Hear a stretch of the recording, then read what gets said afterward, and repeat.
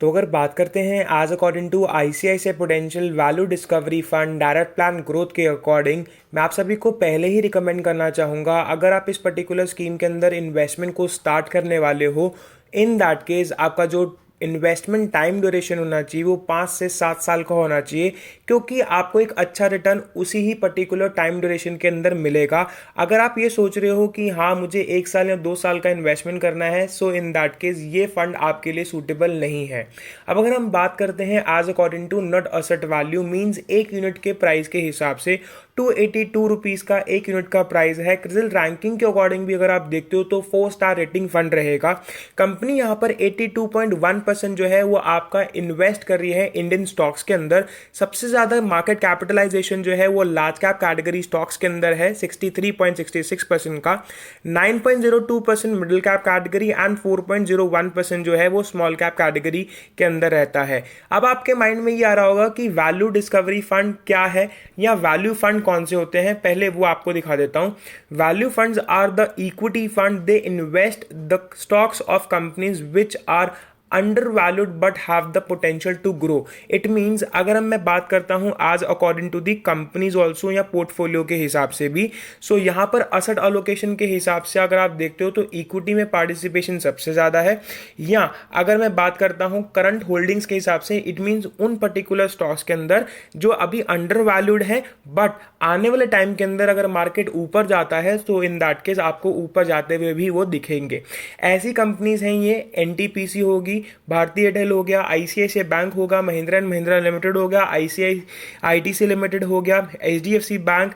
It means these companies are having a potential to grow in further future if market goes upside and आपको एक अच्छा return आने वाले समय के अंदर दे सकती हैं। एंड दीज आर नॉट 10 और 15 कंपनीज, आपके जो पैसे हैं वो करीबन करीबन 50 से 60 कंपनीज के अंदर लग सकते हैं, जैसे हो गया Coal India, Hero MotoCorp, Maruti Suzuki India. So आप यहाँ पर चेक कर सकते हो कि आप कहाँ कहाँ पर इन्वेस्टमेंट इस समय पर कर रहे हो। अगर हम बात करते हैं सेक्टर डिस्ट्रीब्यूशन के हिसाब से भी, private banks, pharmaceutical, telecom services and उसी के साथ साथ 33 और ऐसी पर्टिकुलर कंपनीज हैं जहां पर आपका जो है वो इन्वेस्टमेंट हो रहा है इन पर्टिकुलर सेक्टर्स के अंदर। इक्विटी के अंदर सबसे ज्यादा पार्टिसिपेशन है 83.53% का, cash and equivalents 8.29%, ADR and GDR 3.77% and जो रेस्ट ट्रेजरी बिल्स रहते हैं उनके अंदर आपका इन्वेस्टमेंट हो रहा है। अब अगर हम बात करते हैं आज अकॉर्डिंग टू अदर फैक्टर्स जो इंपॉर्टेंट रहते हैं अगर आप इन्वेस्टमेंट को स्टार्ट करते हो, तो यहाँ पे अगर हम देखते हैं स्कीम के इन्फो के हिसाब से प्लान का टाइप जो है वो ग्रोथ है। इट मीन्स आने वाले समय के अंदर आपका जो पैसा है वो डेफिनेटली ग्रो होगा। Lock in time duration, it means कि आप अपना पैसा कभी भी निकाल सकते हो या नहीं। सो आपके पास पूरी एलिजिबिलिटी है इवन आफ्टर 1 month और 2 month because of emergency, if you would like to take out your money back in your account, that option is available। आपको कोई भी लॉक इन टाइम ड्यूरेशन के लिए पैसा वहीं पर रखने की मैंडेटरी नहीं है। इट मीन्स आप कभी भी अपना पैसा जो है वो निकाल सकते हो। एग्जिट लोड बेसिकली मीन्स 1% जो है वो आपका एग्जिट लोड रहेगा अगर आप इस पर्टिकुलर स्कीम के अंदर इन्वेस्टमेंट कर रहे हो। मिनिमम एसआईपी जो है वो 5,000 रुपये ले सकते हो, मिनिमम लमसम जो है वो 1,000 रुपये भी ले सकते हो। और उसी के साथ साथ अब मैं आपको एक सिंपल सा एक एग्जाम्पल के थ्रू समझा देता हूँ कि अगर आप इन्वेस्टमेंट कर रहे हो सो इन दैट केस क्या आपका अमाउंट बन जाता है 3 साल के बाद।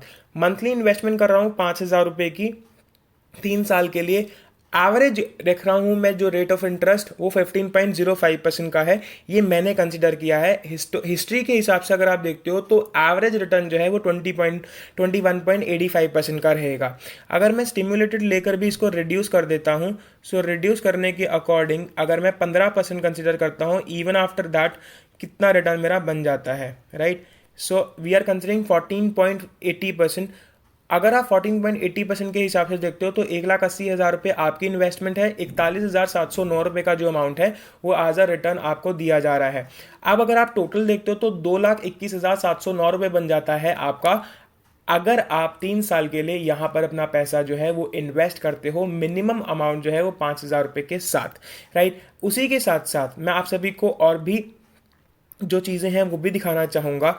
यहाँ पर आप देख सकते हो एसआईपी के रिटर्न्स के हिसाब से भी, या अगर आप कैलकुलेशन के अकॉर्डिंग भी देखते हो तो 71.88% का भी जो रिटर्न है वो दे रखा है इस पर्टिकुलर स्कीम ने आज की डेट में।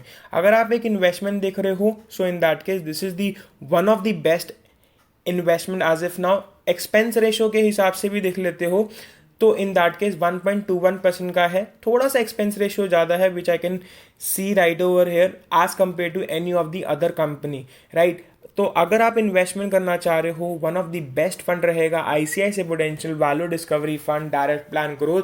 यहाँ पर मैंने आप सभी को पूरी की पूरी कंपैरिजन भी दी और उसी के साथ बताया भी कि आप अपना जो पैसा है वो कहाँ कहाँ पर इन्वेस्ट कर सकते हो। अब